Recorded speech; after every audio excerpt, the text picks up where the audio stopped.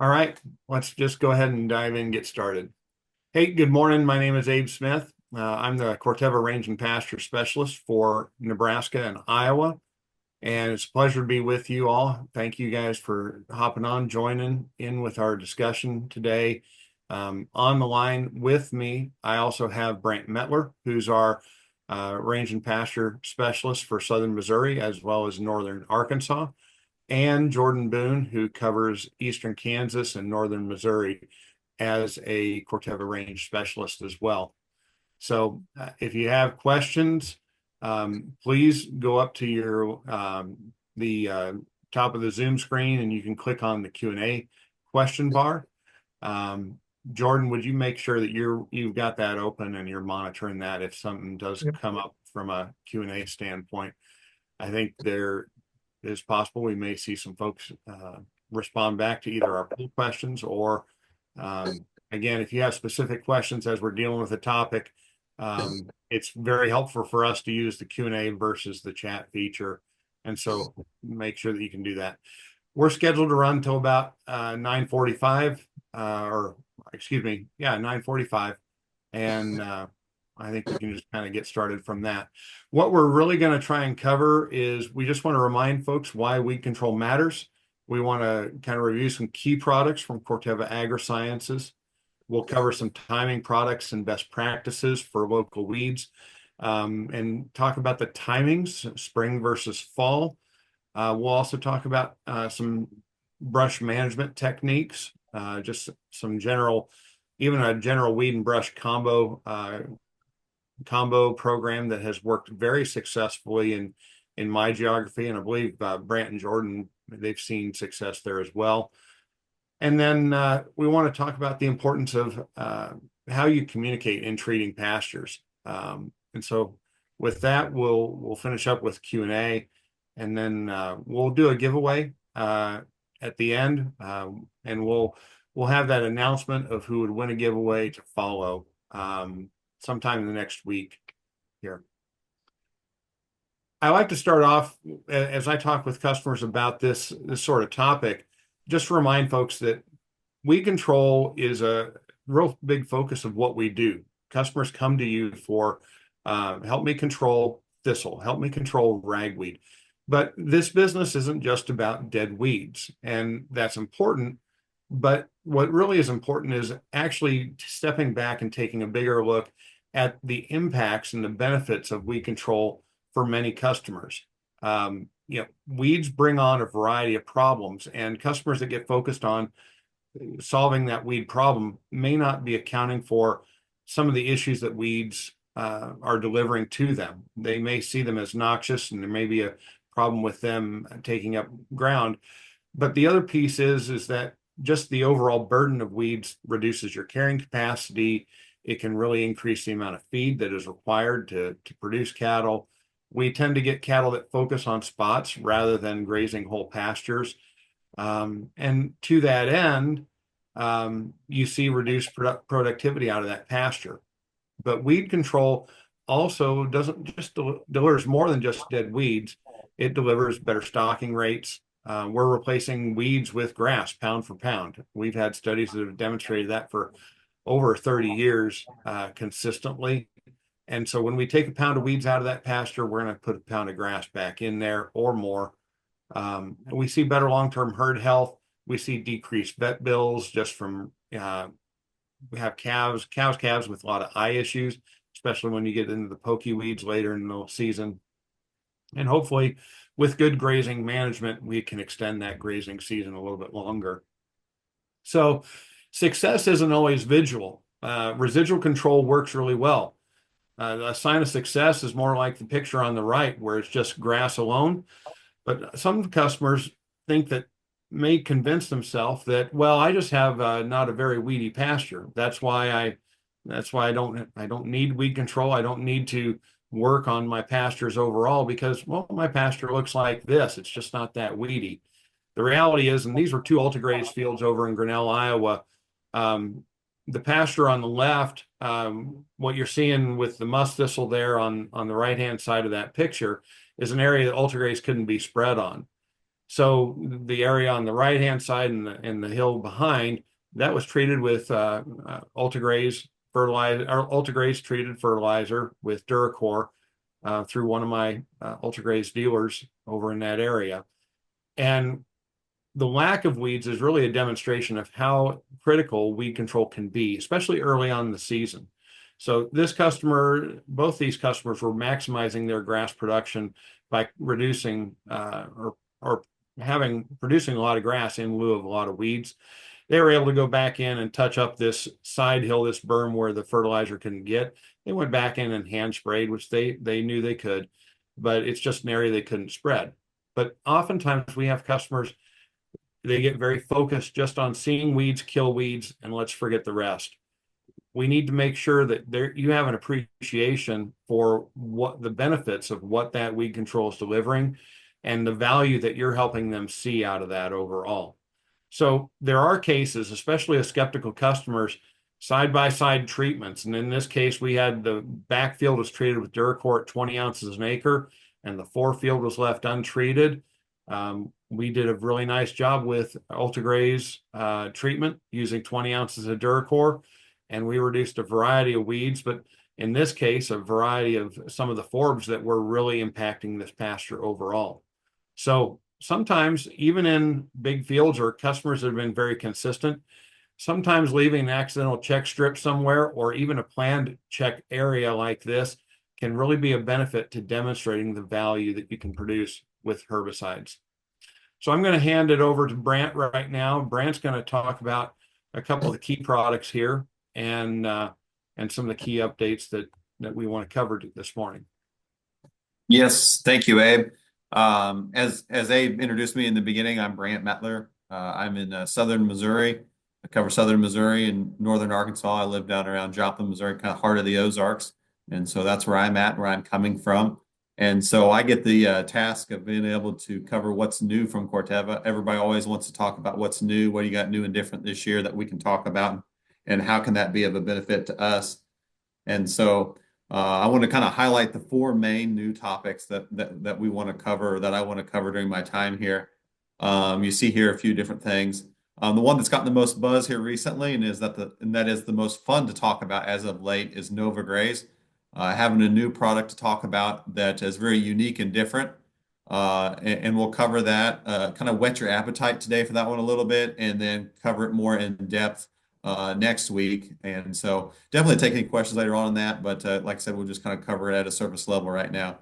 Then another one is Duracor. At this point, Duracor's been around for a few years. I hope that's not necessarily brand new to you, but again, maybe highlight why you might consider using it as your primary option and what makes it better, unique, or different. GrazonPD3 has gained a lot of traction and momentum in the last year or so. And so again, want to kind of highlight and see where we see it succeeding and highlight what's really working for that product. And then UltraGraze is kind of the system of incorporating herbicide with your fertilizer. And so it's kind of a system approach, and then kind of highlight where we think it offers benefits and why you should consider giving it another look. So first of all, we're going to start off talking about the fun stuff, talking about NovaGraz. And so let's kind of start off. It's the time of year that folks might be frost seeding or incorporating these clovers or forbs to their pasture. So I'm going to give control to somebody smarter than I on the poll question. So what clover or forbs do you or your customers more often have as a desirable species? And then you've got a few options there. Select the option that most applies to you in your area.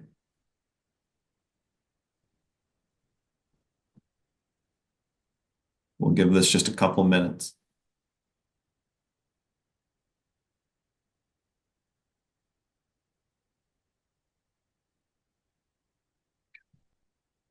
It popped away, so I assume the answer will come up. Okay, great. That's the answer I wanted to see. White clover was about 54% of the answer. Also, a decent representation from annual or like Korean Lespedeza. And then, we have folks that say other or clover is not desirable. Depending on where you're at, different areas of the country, different situations, different forage bases, your answer might be different. And so I did just want to kind of highlight here white clover and the annual Espades a piece of that because let me get control again. All right. Yes, because of NovaGraz. NovaGraz is a new option that we can finally talk about. It's finally here. It's finally real. We've been working on developing this product for a number of years. It's been kind of this far off thing that we've been talking about, but it's real and it's available. It has federal approval and most state labels have been approved. So product has begun to ship and it should be available in your area here immediately. NovaGraz is a really cool option because for the longest time, producers have had to make a compromise between having some desirable legumes and having good weed control. And so you had to give up your legumes in order to control the weeds. Whereas NovaGraz kind of allows you to not have to make that compromise. It gives you excellent weed control and then also preserves some of those desirable white clover or annual Espadiza. So as we go through this, next month or 30 days or so, if you're still trying to do some frost seeding, definitely consider incorporating white clover or annual Espadiza. It is safe on those white clover and annual Espadiza. Not necessarily an option we want to promote on your red varieties, as it is a little more harsh on those. And so the weed control is really very good.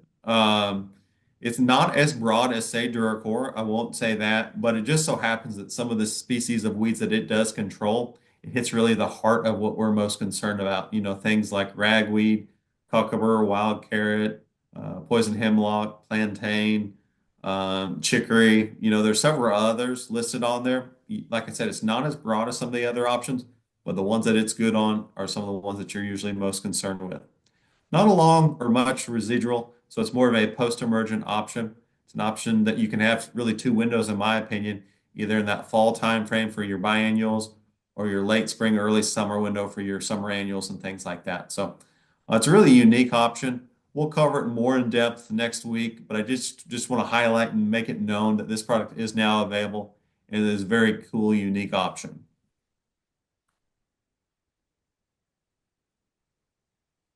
Duracor, as I mentioned, I hope it's not new to you at this point, but still newer in terms of new products.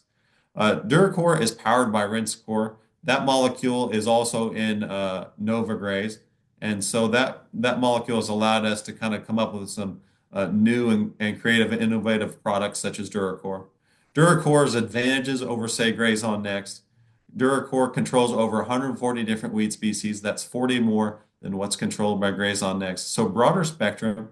A lot of times in our pasture situations, producers aren't as good at scouting fields and identifying those weeds that they have. And they might have a variety of different pests or problems. And so using a product that casts a wider net, it has more of a likelihood to get those different weeds of concern is the benefit of this product. The ease of use is also something I want to call out. No volatility, so use it in sensitive areas is where it really shines. If you have concerns about that, and it's not restricted use. And so in any state, whether you have 2,4-D restrictions and it's not state limited use, lower odor, that gets overlooked a lot in my opinion, but pasture applications where folks are using your boomless sprayers, you're exposed to it a little more. And so having a product that is more friendly to use, to me, is a big deal. And if you look at the personal protective equipment requirements for Duracor versus Grazon Next, Grazon Next is a little more concerning in terms of what it asks you to do. It asks you to wear a chemical resistant apron, chemical resistant gloves. Whereas Duracor, I always kind of tease my Arkansas friends that, if you look at the label, it says that you have to wear shoes and socks, uh, long sleeves.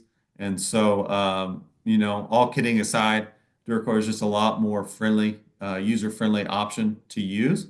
And so that's the benefit of it. It's tank mix ready. When you add products such as Remedy to it, it definitely takes it to the next level if you're trying to do weed and brush control.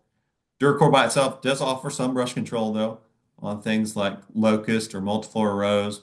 But then when you add Remedy to it, it just broadens the spectrum on things like blackberry or hedge or things like that. So you mix those two products together and it really does make a good combination for weed and brush in one application. So it's weed and feed ready. So for folks, whether you're doing dry fertilizer, the lower use rate of a pint or 20 ounces versus 32, Makes your dry fertilizer less tacky, less wet, and handles better. For you guys doing liquid UAN in the springtime, mixing Duracor with cold liquid fertilizer mixes a lot better, dissolves, goes in the solution a lot better, whereas Grazon X can tend to kind of flake out, make chunks, and which tend to clog tips and sprayers and cause problems and hassle later on. So Duracor is just much more user-friendly in that aspect, I would say.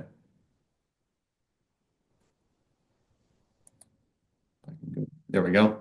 Duracor, we mentioned 140 different weeds that it controls. So, that really only matters to you if it gets the weeds that you're after. And I would just kind of highlight some of the ones that Duracor does a better job on side by side. This is more of a northern weed. I'm not as familiar with it, but you see Abe here walking through a field of wild parsnip, which is a very noxious and invasive weed up in certain parts of the country. A close cousin to that for us in the South would be poison hemlock, and I would say it's very similar. And Duracor is a very effective option, the preferred option for either of those. 16 to 20 ounce rate is where I would recommend. Delivers excellent control on some of these biennial or more troublesome invasive species such as this. And so it's definitely improved control on some of these key weeds that you might be dealing with. Duracor is what powers you might hear us advertise UltiGraze. UltiGraze is a system or approach. It's a one-pass weed and feed approach, being able to put herbicide with your dry fertilizer to get a weed and feed all-in-one treatment. Works very effective. It's kind of like just hitting the easy button, being able to do two things at one time. You can see a side-by-side treatment here at the bottom, side-by-side right to the line and how well it works. Definitely a good tool to help you grow more grass and get rid of competition. We do like to recommend or require that there's dedicated equipment so that we don't have any issues with contamination. And so in certain areas of the country, that might be easier or harder. You might not be set up with dedicated equipment, but we've worked with several different customers to fabricate equipment, different ideas, such as being able to treat fertilizer. It goes through the auger on a tender truck. That way you don't contaminate your blender. And you see that kind of highlighted here. It's injecting the herbicide into the auger, the bottom as it goes through and mixes it and covers it. And this works very well. And so there are different fabrication that we can help you with in order to get this done if you're not willing or able to dedicate a blender to it.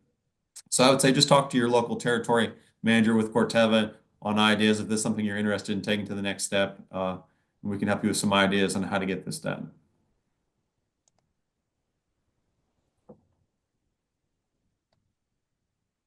Okay. I'll play this video. So you can see the treated fertilizer coming out here in just a second. In a lot of cases, it's not necessarily a requirement, but we do recommend the incorporation of, say, a dye with your herbicide on the fertilizer. This prevents off-target use. So if you're in a sensitive area where you're really concerned about off-target use and fertilizer being treated, get into the wrong areas, by adding a dye to it, that kind of is an indicator that it has herbicide and will help deter off-target movement or application of the product. You have a lot of cases where you get a buggy load of fertilizer, and some of them might take a scoop or a bucket out of it to go put on the garden. That would be something we would want to avoid. We want to avoid off-target application of the product, and so that we prevent future problems.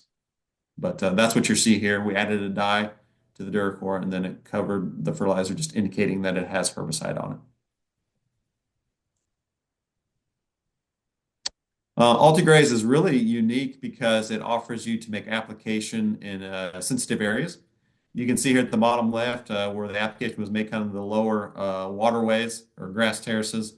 So in these sensitive areas, it's a safer option. And then you can see on the bottom right picture where the application was made right up to the fence row. You can see the lack of weeds on the left versus the weeds that grew up on the right. So, in the springtime, the wind always blows.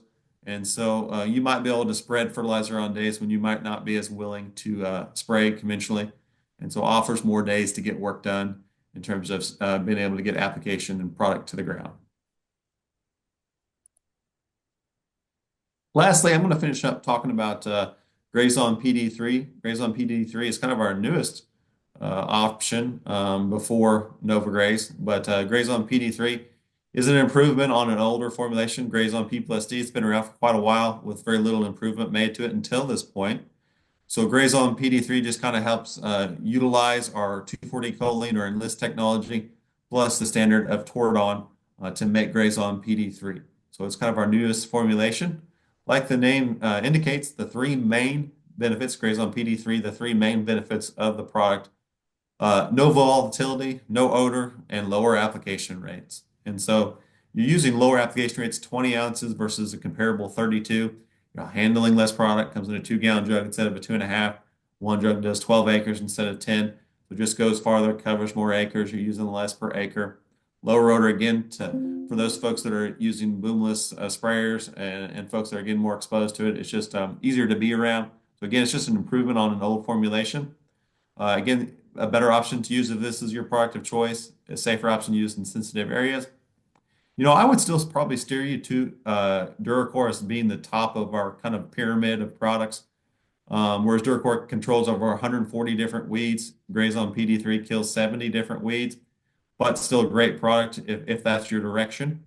Some of the ones that it does a very good job on, again, these are more northern weeds, and I don't have as much experience with them and would defer any questions to Abe, but I'll just call out some that it's kind of the go-to option for things like leafy spurge, milkweed, and things like that. So still a very good product, improves an existing product, gives several new benefits to that offering. And so just kind of wanted to call out kind of what it's all about. And so with that, I think I am passing this on to Jordan. Yeah.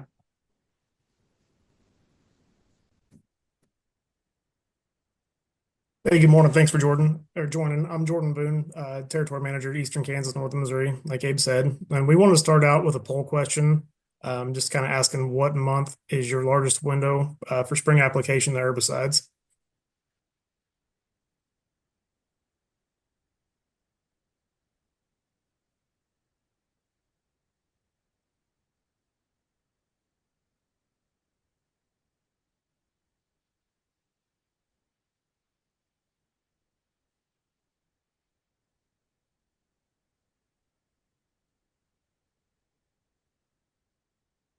So here we can see our results. Typically, March, April timeframes about when we'd start and go up until June for most of these earlier season weeds, with the lion's share of those applications being in April and May. So that's a good window. So with spring applications, we kind of wanted to talk about our products, timing, and some of the best practices around them. So when we go out in the spring, we typically want to target these weeds when they're, emerging up until they're about 8 to 12 inches tall, depending on what type of weed it is. So, approximately May through June, some of the ones that we're going to be going after are some of our summer annuals. We have things coming up that are earlier in the spring, like some of our henbit we want to get. Cockleburs is a big one in that time frame. We have our vetch sunflower, some of the marijuanas. Kochia is a pretty tough one, and as well as snow on the mountain. Our biennials, we can target those this time of year. Things like our thistles, we got muskbull and our plumeless thistles.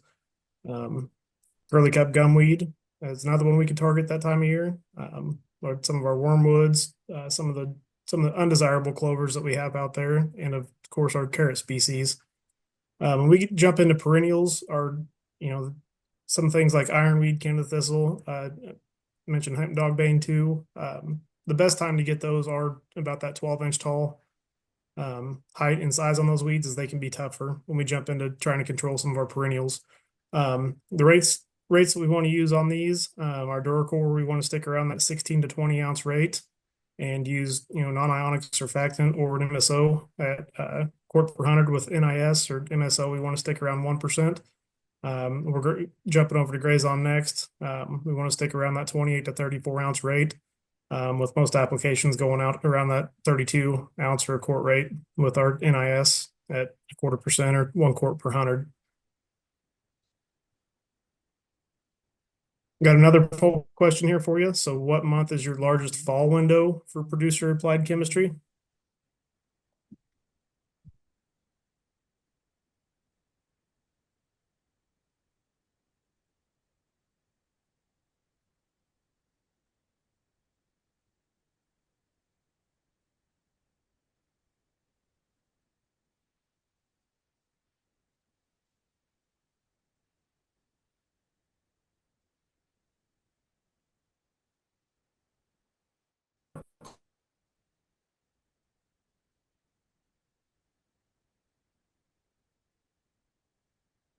So here we see, about 20% or so start in September. The lion's share would be October, with a little bit going in November. With that said, I would say the biggest window for this time frame.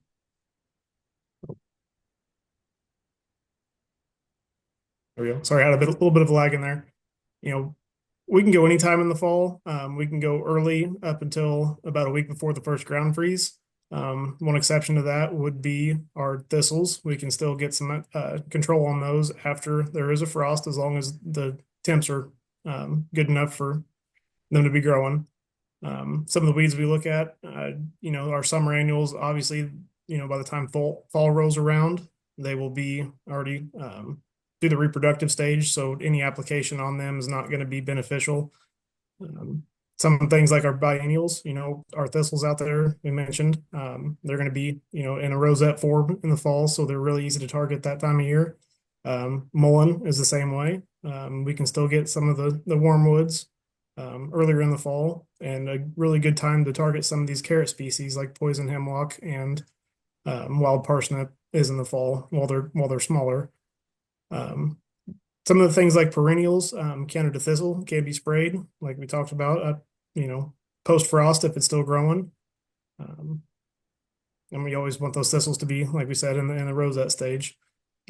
Rates this time of year, we want to kind of go to the higher end of labeled rates on these with Duracor or Grazon Next. With the Duracor, we want to stick around that 18 to 20 ounce rate. And then Grazon Next, we want to stick around the 30 to 34 ounce rate. Jordan, we had a question pop in here and might Yeah. be a good time to answer it. I have a customer that has some pasture paddocks, which is a blend of grass and alfalfa. Area has broadleaf weed pressure. The main weed is tall hedge mustard. What would your recommendation be for controlling broadleaves with minimizing injury to the alfalfa? That's a tough one. Duracor and Grazon Next are not labeled in alfalfa, and neither is NovaGraz. Yeah, I would think that your 2,4-D application probably has the least amount of potential injury to it, and trying to get to it early. If you can get to it early, you can't beat it out of dormancy, because that alfalfa will be awake before the mustards will be. But if you hit it early, I think you may have a good option. Just depends on the window of when that tall hedge mustard is emerging.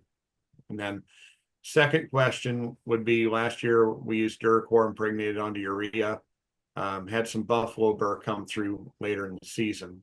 What's your recommendation for that? And Brant, you may have some insight into that as well. Yeah, to answer that one, so timing can help. If you can make the application a little later into the season, that would definitely give it a little more reach. Make sure you're using 20 ounces instead of 16 or 18. But ultimately, there are a few species that we just don't get as good a control on fertilizer versus spraying it. And it may be one of them. It's a perennial. It's a tougher to kill one. And so I would say just expect the control on it from the beginning is going to be a little bit less than what you might expect. But later timing and make sure you're using full application rate can make improvements, but still may not get to where you're looking to be. Right. And I would say on the hard shell weed seeds like cocklebur, sunflower, and buffalo burr in this case as well, where you have a hard shell on the outside, when you're talking about fertilizer granules being spread around those areas, you may not come into contact with that buffalo burr shell as well, or you may not get great coverage. One of the limiting factors in it is related to that. But when those shells crack open, that sprout can actually start to go straight down where there may be no herbicide around it. And so oftentimes those hard shelled things like sunflower, cocklebur, buffalo burr as well, oftentimes end up needing a post spray option as well, because once they emerge, then they're a lot easier to control with some sort of growth regulator. We'll come back to Jordan. There's a question on cedars. We'll touch on brush control, but I know you're passionate about brush as well, but wanted to give you a chance to talk about cedars and your take on cedars. So my take on cedars, generally I recommend individual plant treatment with, with our products. So whether that be undiluted Tordon, on some of the smaller cedars out there at 1 cc per foot of height on the tree, or you can also do individual plant, like a 1%, 2% solution of Surmount, or another product called Mesaview. Just, high volume individual plant treatment with those products containing Tordon, and they do best with cedars. Jumping into some of the other common questions we get out in the field, quite a bit. So what adjuvant should I use with Duracor, GrazonPD3, or others?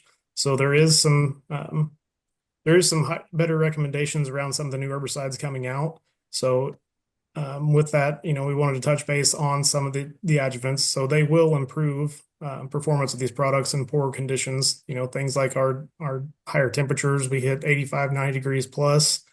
Low humidity in the middle of the summer and drought conditions. That's a big one. We see these adjuvants really helping out, pull that chemistry into the plant.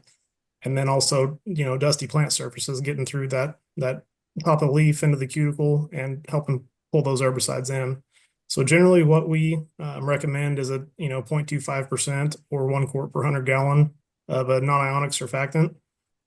Is our recommendation on the label, or with things like Duracor and NovaGraz. Now, 1% MSO works very, very well, but in some of these adverse conditions like drought, and low humidity, high temperatures, things like that, we can see a little bit of grass damage or bronzing on the grass. So, like I said, adjuvants with NovaGraz, 1% MSO.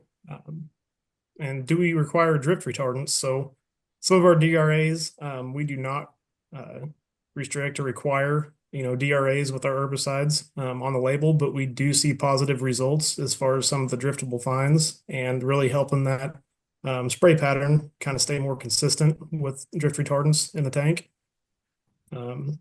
Another question we get quite a bit is, can I use these products in a mist blower?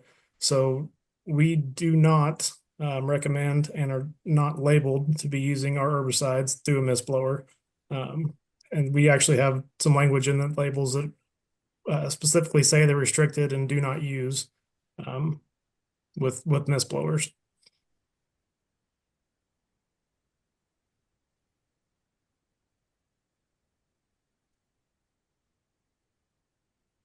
So we wanted to jump into some of our grazing, hang, and manure restrictions around some of these products containing aminopyrrolate or picloram or any of the other actives we have in our products. So we wanted to answer what is a grazing restriction? That's another question we get quite a bit. So a grazing restriction is any special instruction pertaining to applying the herbicide in areas currently grazed by livestock, any class of livestock. And what we typically see is where we distinguish lactating dairy cattle or, dairy goats too, from other livestock. So as you see here on the column on the left are products that have no restriction are Duracor, Grazon Next, Remedy, and NovaGraz when it comes to grazing. We do have restrictions with products on grazing with GrazonPD3, Remedy, Crossbow, Tordon, and GrazonP plus D. And I did want to throw out that there is a formulation difference between our Remedy Ultra and Remedy with this. So always be careful and know which version of the Remedy you are using when you're going to apply one of these.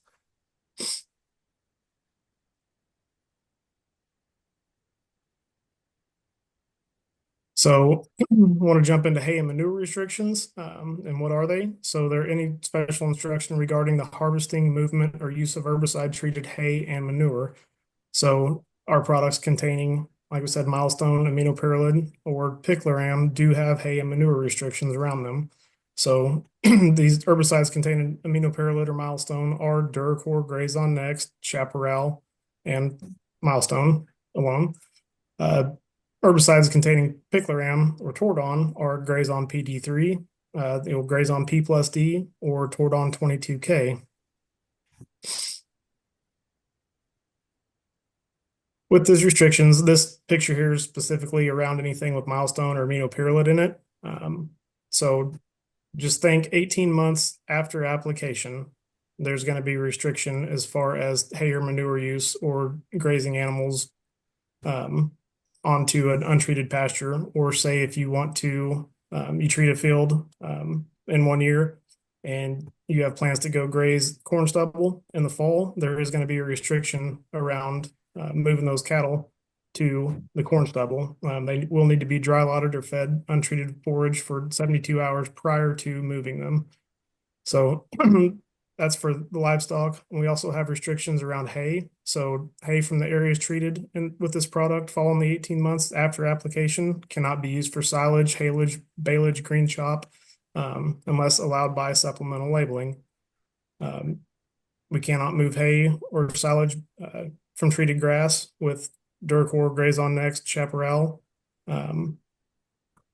following 18 months after application off farm unless allowed by supplemental labeling. So if you want to sell that treated hay to a neighbor or just sell it in general, we have to have a supplemental label saying that that is approved for sale off farm.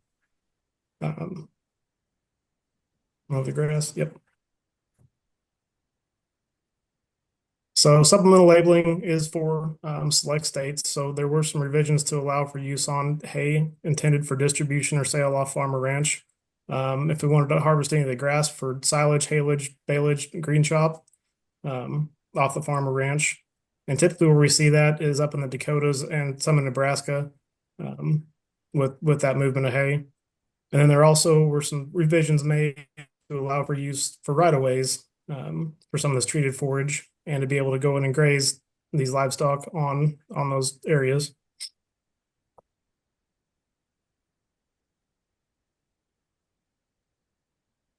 Wanted to spend a minute on this. So there are, we do have some guidelines to be able to go in and put a pre-emergence application with Duracor, Chaparral, Pasture Guard before we go out and overseed some of these pastures with some of our cool and warm season grasses. We do have these available to be printed and distributed. If you guys would like, just let us know.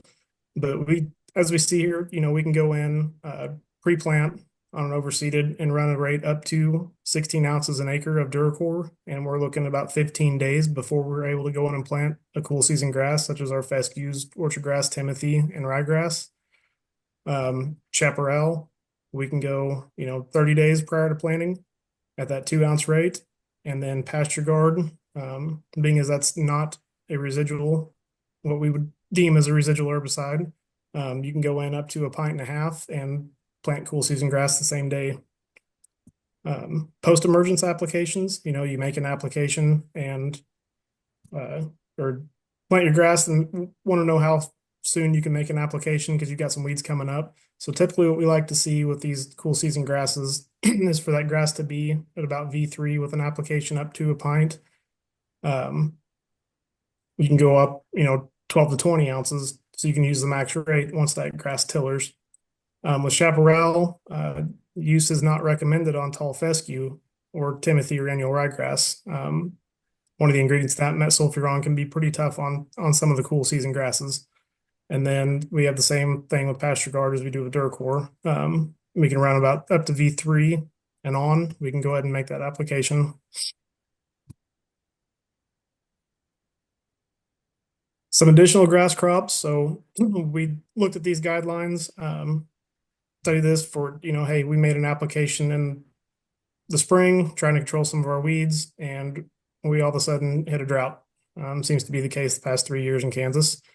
Not to dig too deep, but if we want to go out with, some of our summer annuals, like sorghum Sudan, teff, crabgrass, pearl millet, we can go in 30 days after application and plant some of those grasses at a rate up to 1 pint.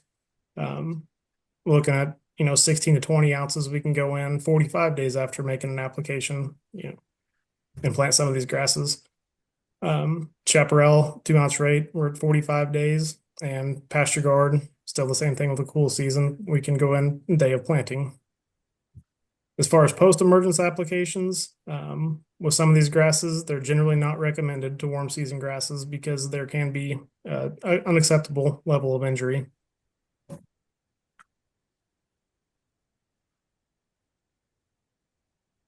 All right, so I'm going to wrap Okay. up with some brush control thoughts overall. And brush control tends to be relatively prescriptive. It's very species specific. There's a lot of changes on it, but we do have a variety of tools at our disposal to help you approach brush on a variety of fronts. So whether it's foliar or basal brush or cut stump treatments, we've got some tools. All of us have some online resources that we can email and share with you for more species specific sort of recommendations. And with any of the brush control, you should be using a high quality surfactant on foliar brush, and even drift control agents can be helpful. We're seeing an increase in use of drones for this sort of approach. We'll see how that impacts things. We've seen a lot of fixed wings as well as helicopters attempt brush control. Um, in some cases can be really, really good. In other cases, not quite as successful. Drones may open up some more acres. We'll have to see and assess how they are at accomplishing foliar control, because there are some limitations with that as well. But from a general standpoint, we've got 4 primary products we would recommend for brush control. Remedy at 1.5 pints an acre. That rate can go from 1 to 3 or 4 pints an acre, just as a basic brush addition. So in Missouri, you're going to see that be 1.5 pints pretty consistently. In Nebraska and Iowa, we encourage use of a pint, usually because we're facing smaller brush, nuisance brush.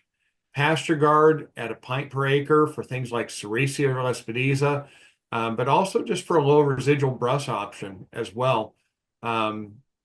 Mesaview, which is a newer chemistry. It's not labeled in all the states. You need to check for your state label. We may end up getting that expanded, but it is a restricted use pesticide that has aminopyrrolide and picoram as well as fluroxypyr in those things. So Milestone, or what we have in Duracor, one of the ingredients in Duracor, as well as Tordon, along with fluroxypyr. That has Jordan has been using that successfully in some situations in Kansas and been very happy with it. Surmount is labeled across the whole geography. It originated as a prickly pear product, but does have a pretty broad spectrum brush aspect to it. That's why we've used it as the base to create Mesaview. 3 pints an acre for the rate on Surmount. This tends to be one of the more cactus-oriented products that we utilize out there. So that may be an option. I've referred to Surmount as kind of the kitchen sink product for years. That's probably will shift over to Mesaview as being kind of the heavy hitter. We want to throw everything at it we can. The other option that may develop with we may see some brush activity evolve around would be NovaGraz, and some of these low residual or non-residual sort of options. A NovaGraz with Remedy might actually be an interesting option to consider, because we have seen some rinse score benefits on brush as well. So we'll be doing some skunk works and some research, I'm sure, on that as well. As a general rule, I know in Nebraska and Iowa, and I think Brant and Jordan have used mixes like this as well, but as a great starter treatment, a pint of Duracor and a pint of Remedy for mixed weeds and brush. In Iowa, this includes things like multiflora rose. The brush that people can't quite identify when they come in the store and they just say, I got a bunch of weeds and some brush. Where do I start? This is where I send them. Pint of Duracor, pint of Remedy. This has been a very solid recommendation and has been generating a lot of good results. So we can go up there from the Remedy based on your brush size. But in Iowa, I would say this has become quickly the standard for multiflora rose control out there. A couple things as we wrap up. I know we've gone over our 9:45 limit. Some of you may be ducking out here pretty shortly, but I just want to remind you that most pastures are managed for weed control, but they really should be approached like a row crop producer. You should be helping them manage for profit per acre. And realistically, that comes back to grass, pounds of grass that goes into pounds of beef ultimately across the scale. And to that end, forage grasses replace weeds pound for pound. It really promotes herd health. It improves your feed quality, and it increases your yield potential on those acres. untreated acres, untreated pastures is probably one of the most significant opportunities that you have with your customer base today. Some of them are invested in row crop production and they're very focused on that. You have the opportunity to change and open their eyes to another segment of their business that they may be closed off to. They may need some help seeing and understanding, and any of us can help you help customers identify that in a discussion with them and talk about the value of not only weed control but pasture improvement overall. We've seen a lot of customers with a high degree of satisfaction switching over to Duracor. It's been a very solid choice. This will be the 5th season, I believe, that we've had Duracor, and we continue to see customers grow in that segment of business. And you may or may not be familiar with True Choice, which is one of our financing offers from Corteva. In the past, some range and pasture products have been part of that True Choice offer, but it is not part of True Choice this year in 2025. I do see one question here. What herbicide and rate do you recommend for leafy spurge and Canada thistle in the same pasture? I would be looking at GrazonPD3 as probably my first stop on that. Both those weeds would be labeled for control with GrazonPD3. I would be using probably 2.5 pints up to 4 pints, depending on the situation. 2.5 pints is going to deliver a pint of Tordon 22K as well as roughly a pound of 2,4-D in there. We might push higher because of the Canada thistle in that situation. So 2.5 pints of GrazonPD3. I do also have customers that are tank mixing in 12 ounces to 16 ounces of Duracor for the Canada thistle control specifically. Tordon is okay on Canada thistle. It's not great. So I would probably let the leafy spurge dominate that recommendation as the first degree of something that needs to be addressed. You'll get some Canada thistle control out of that. If you do have a bunch of Canada thistle in there as well, I think we start to look at things like Duracor, or the other combo product that could be in play there would be MesaView, which would be really good on that as well at a quart per acre. If you do have any other questions, throw them in the chat here, or not chat, Q&A.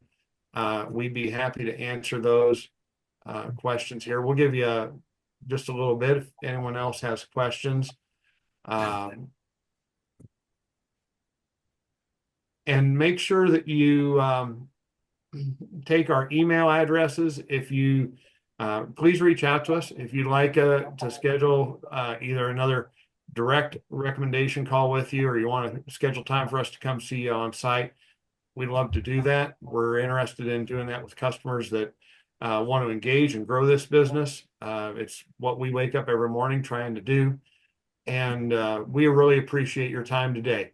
We'll be in touch with a follow-up email, and we'll have something to announce the winner of a cooler raffle from this webinar. And we'll have one of those giveaways at every webinar we have. So if you don't attend, you can't win. So next week, same bat time, bat channel, we'll have NovaGraz available. It'll actually be a different link. So you should be recommending or seeing that those links come to you here, probably on the same list that we generated for this webinar as well.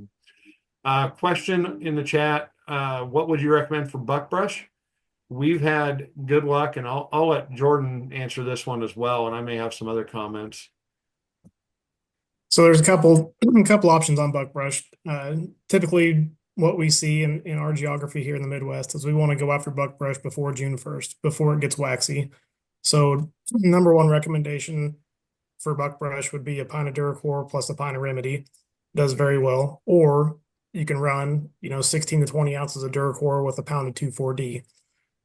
Some of the other chemistry we can use as well would be Chaparral at 2.5 ounces plus either Remedy or a pound of 2,4-D. So there's several options to go after buckbrush.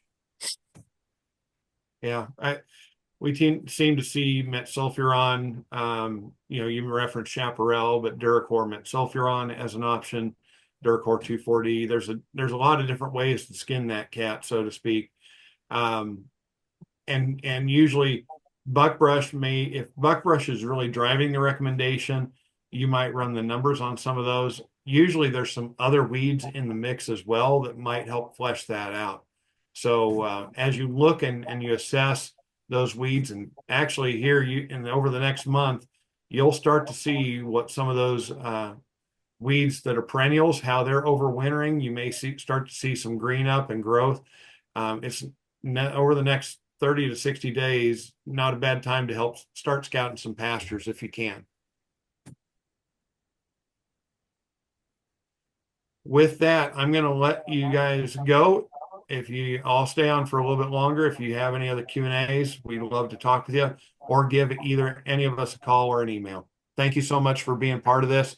From Brant and Jordan, I'm Abe Smith, and thanks for being part of our webinar today. Take care.